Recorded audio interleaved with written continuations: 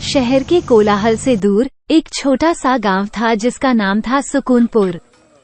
यहाँ के लोग बहुत सरल और स्नेही थे। इसी गांव में रहता था एक युवक, नाम था रोहन। रोहन साहसी और जिज्ञासु था, उसे रहस्यों को सुलझाने का बहुत शौक था।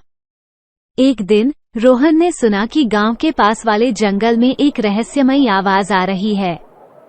गांव वाले उस आवाज से बहुत डरते थे और कोई भी उस जंगल में जाने की हिम्मत नहीं करता था। लेकिन रोहन ने ठान लिया कि वह इस रहस्य को सुलझा कर रहेगा। अगली सुबह सूरज निकलने से पहले ही रोहन जंगल की ओर चल पड़ा। घना जंगल, अंधेरी छाया और पक्षियों की आवाजें, ये सब उसे रोमांचित कर रही थीं। चलते चलते उसने ध्यान दिया कि हर थोड़ी देर में एक हल्की सी घंटी की आवाज आ रही थी। यह आवाज रहस्यमयी और आकर्षक थी। रोहन ने अपने कदम तेज कर दिए। उसने देखा कि एक पुराना, टूटा फूटा मंदिर था जिससे वह आवाज आ रही थी।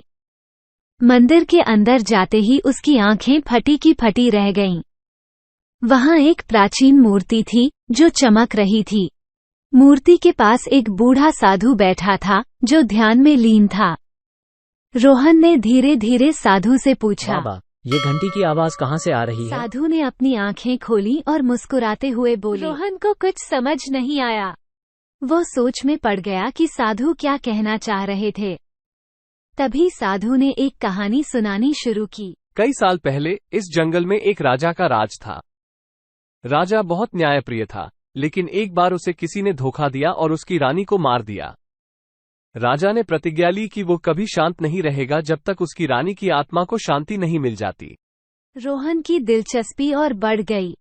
उसने पूछा, राजा ने इस मंदिर में तपस्या शुरू की और देवी से प्रार्थना की।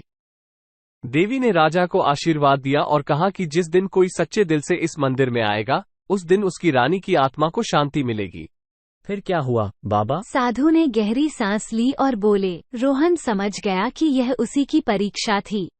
उसने साधु से पूछा, तो क्या मुझे कुछ विशेष करना होगा? रोहन ने पूरी श्रद्धा से देवी की मूर्ति के सामने नतमस्तक होकर प्रार्थना की। तभी अचानक मंदिर में एक अद्भुत रोशनी फैल गई और घंटी की आवाज तेज हो गई। साधु ने कहा, तुम्हारी सच्चाई ने राजा की रानी की आत्मा को शांति दी है। अब ये जंगल फिर से शांतिपूर्ण हो जाएगा। रोहन ने धन्यवाद किया और जंगल से बाहर निकलते समय उसके मन में अजीब सी शांति थी। वह जानता था कि उसने कुछ असाधारण किया है। गांव वापस आकर रोहन ने सभी को ये कहानी सुनाई और बताया कि कैसे सच्चाई और साहस ने उसे रहस्यमयी जंगल की सच्चाई का पता लगाने में मदद की।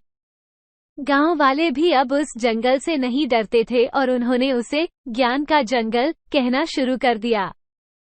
सीख, सच्चाई और साहस ही सबसे बड़े रहस्योद्घाटन का मार्ग हैं।